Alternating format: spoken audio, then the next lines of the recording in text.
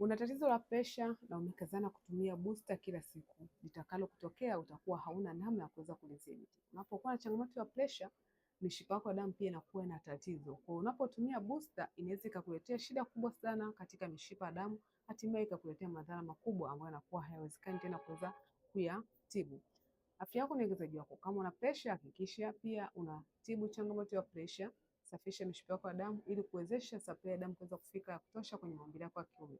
So mwanaume anapokuwa na changamoto ya presha anapata upungufu wa nguvu za kiume kwa sababu mishipa ya damu inakuwa hairuhusu supply ya damu kuweza kufika ya kutosha kwenye uume. Kwa unapotumia booster unaenda kuforce ile damu kuweza kupita kwa ulazima mpaka kwenye maumbile, kitu ambacho kinaweza kuleta shida kwenye mishipa ya damu, ikakuta iko dhaifu na ikapasuka na ikakuletea matatizo makubwa.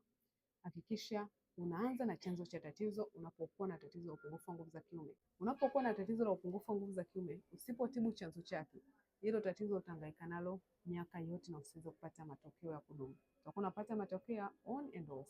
Mwisho wa siku utajikatia tamaa na kuona kama haiwezekani kuweza kuondokana na changamoto hiyo. Wakati unatibu, matokeo unaacha chanzo kiko pale pale. Ukiwa na changamoto hiyo, chukua namba yangu uweze kupata matibabu stahiki yanaenda kuanza na chanzo husika.